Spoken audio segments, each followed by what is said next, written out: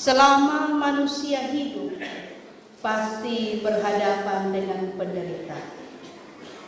Kecil atau besar, ringan atau berat, kita pasti pernah berhadapan dengan penderitaan. Bagaimana kita memandang penderitaan itu akan keluar lewat bagaimana kita menyikapi penderitaan. Dan hari ini dalam ibadah memperingati Jumat Agung, kita kembali berefleksi di sekitar penderitaan dan kematian Yesus yang tahun ganti tahun kita ulangi terus-menerus. Lantas apa yang membuat tahun ini kita memaknai peringatan Jumat Agung secara berbeda? Apa yang membuat tahun ini lain? Saudara-saudariku yang diberkati, mari kita lihat sejenak dari 3 bacaan kita tadi. Pada bagian bacaan yang pertama, kita melihat bagaimana penderitaan Yesus begitu berat, tetapi tidak sekali Yesus ingkar dari penderitaan. Naluri dasar manusia itu pasti ingin keluar dari penderitaan. Tidak ada orang yang nyaman dan aman dalam penderitaan. Tapi Yesus, walaupun ada kesempatan, tidak pernah Ia memilih untuk ingkar atau lari dari penderitaan. Yesus menunjukkan ketaatan dalam penderitaan. Dan itu terlihat ketika Ia berjalan keluar kota, digiring menuju penyaliban.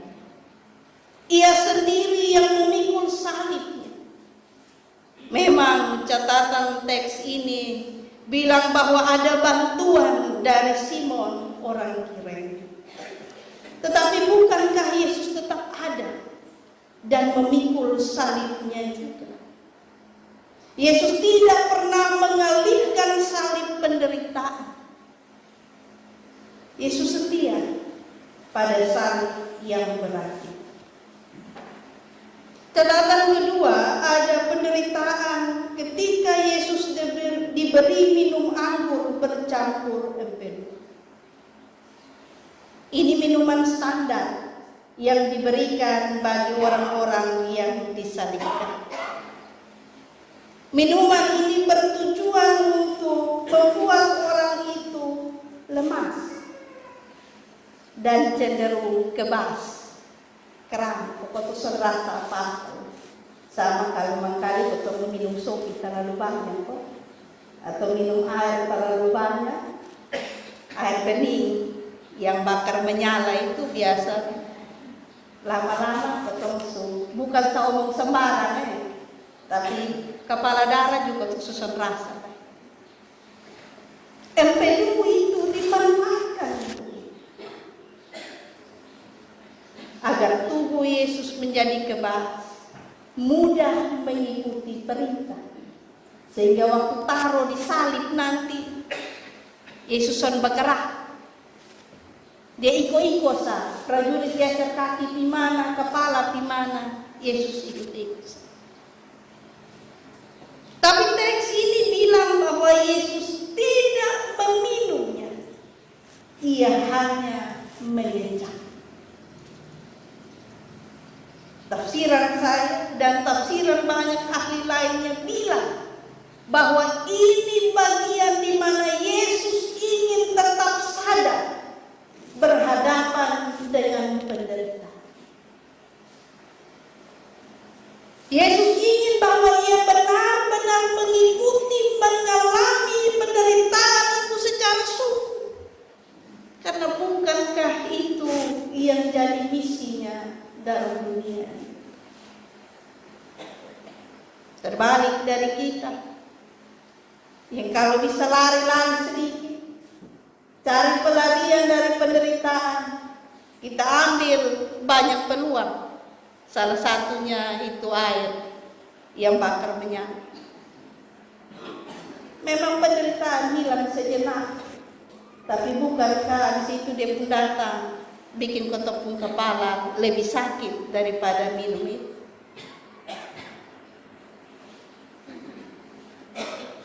Yesus menolak untuk meminum anggur bercampur empedu.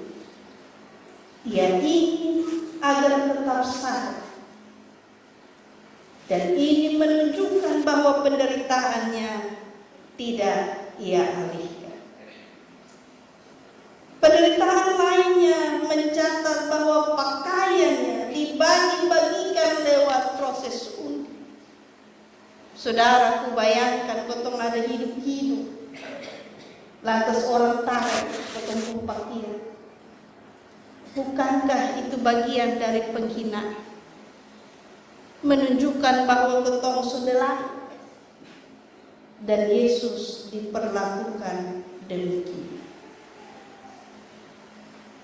Lebih dari itu, jemaat Tuhan, Yesus mengalami penghinaan yang dilakukan oleh orang banyak dan dilakukan oleh para pemimpin agama, ahli Taurat, para imam, para tua-tua yang harusnya jadi teladan,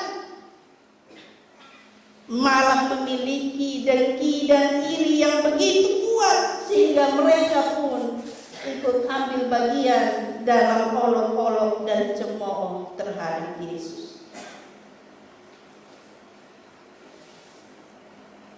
Sungguh ini bukan contoh pemimpin yang baik, pemimpin yang tukang hasut, pemimpin yang ingin bermain di air keruh. Dia tidak mencerminkan pemimpin yang sesungguhnya.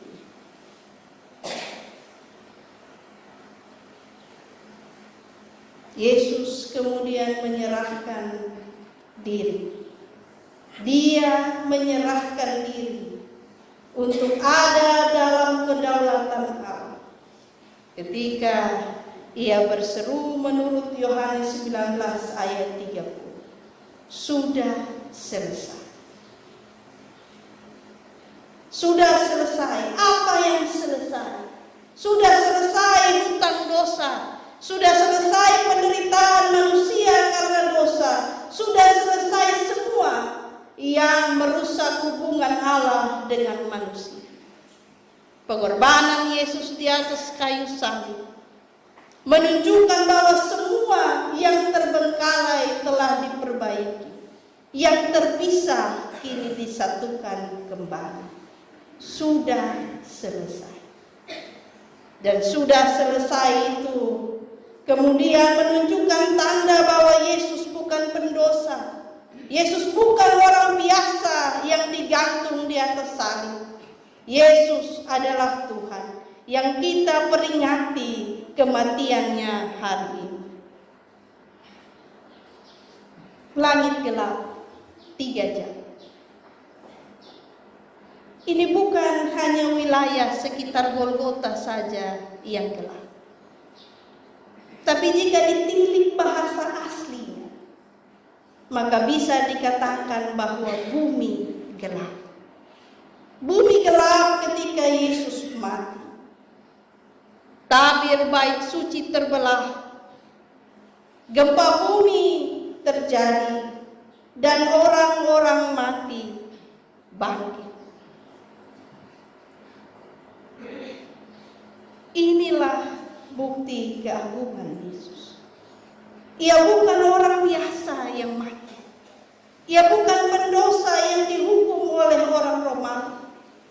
Ia benar-benar anak Allah. Seperti yang menjadi pengakuan kepala pasukan dan prajurit-prajurit.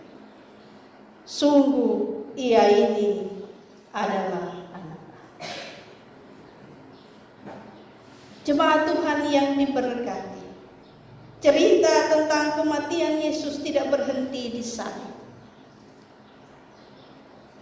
Ada begitu banyak keraguan apakah benar-benar Yesus yang disalib.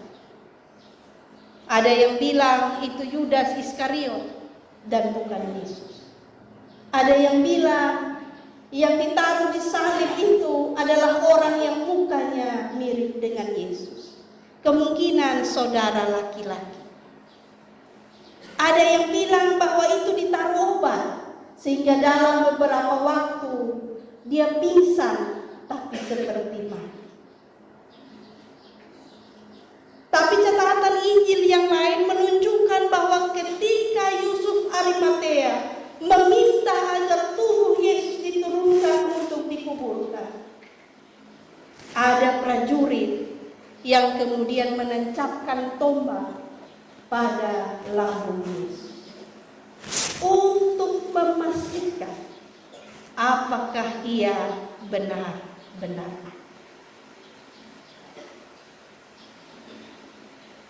Yesus benar-benar mati.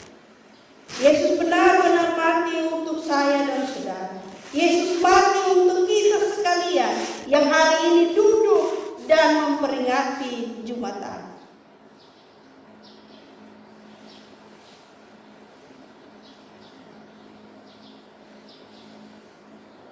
Jumat Agung ini harus dilihat kembali sebagai bukti kesetiaan dan ketaatan Yesus mengalami penderitaan sampai kematiannya. Kesetiaan Yesus untuk menjalankan misi keselamatan itu membuat Yusuf Arimatea, Maria dan perempuan-perempuan lainnya pun berlaku setia. Mereka tidak mundur sejengkal pun. Para pengikut, bahkan 12 murid yang makan dan tidur bersama dengan Yesus lari, tapi tidak dengan Yusuf Arimatea, tidak dengan Maria Magdalena dan Maria lain. Mereka tetap ada untuk duduk di sekitar Yesus. Kekasih-kekasihku sekalian, Yesus sadar menerima penderitaan. Yesus taat dan setia menjalani penderitaan. Yusuf Arimatea, para perempuan pun meniru Yesus yang setia dan taat.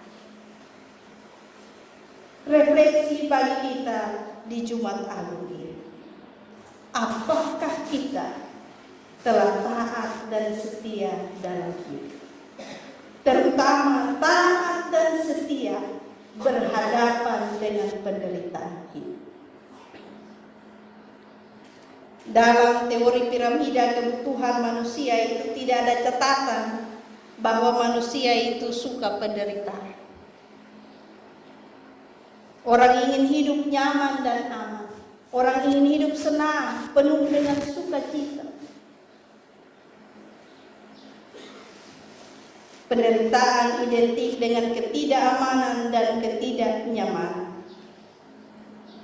Tiap-tiap kita bekerja dengan keras dari pagi sampai malam sebagai salah satu upaya untuk menghindarkan diri dari penderitaan ekonomi. Di pesta-pesta atau bahkan di rumah terusan makan daging, kan bilang darah tinggi, kolesterol, semakan kacang panjang karena asam urat, semakan lombok karena lambung. Semua potong langkat, semua potong tahan diri. Soalnya ada yang mau potong langkat sebagai cara untuk menghindarkan diri dari penderitaan fisik, yaitu sakit penyakit. Ada begitu banyak hal yang kita lakukan dalam hidup untuk memastikan kita tidak menderita. Tapi apakah penderitaan itu begitu negatif? Bukankah penderitaan itu juga dapat dilihat secara positif? Penderitaan dapat dipakai sebagai cara untuk menguatkan kaki, tangan, hati, otak, dan iman. Amin. Amin. Penderitaan harusnya membuat tubuh kita jauh lebih kebal. Kalau baru pernah dapat kena duri, potong baterai sama kayak sudah potong lempar. Tapi kalau sudah biasa kena duri, kuti-kuti dia nanti dia hilang. Kalau baru pernah kena lampu, rasa-rasanya dunia mati, dunia habis. Tapi kalau su ampa 5 kali, tantu lampu putih kalau potong de lampu terus, aman sah, atur dia bapak. Ada banyak pergumulan dan penderitaan. Dia tidak harus dilihat selalu dari negatif. Karena kacamata yang negatif membuat kita mempersalahkan dan mencari kambing hitam untuk penderitaan yang kita alami. Dan kadang di titik paling gelap kita sering mempersalahkan Tuhan untuk penderitaan yang kita alami. Hari ini di sini lewat pemberitaan firman Tuhan ini kita diingatkan kembali bahwa penderitaan dapat menjadi cara untuk menguatkan kaki, tangan, hati, otak, dan iman kita. Jadi kita tidak perlu untuk berkecil hati, bersungut-sungut ketika berhadapan dengan penderitaan. Hadapilah penderitaan seperti Yesus yang tetap sadar dan rela untuk maju sampai penderitaan itu selesai dihadapi. Berdirilah dengan bangga di ujung dari penderitaan itu dan berkata, sudah selesai. Selamat memperingati Jumat Agung. Tuhan memberkati. Amin.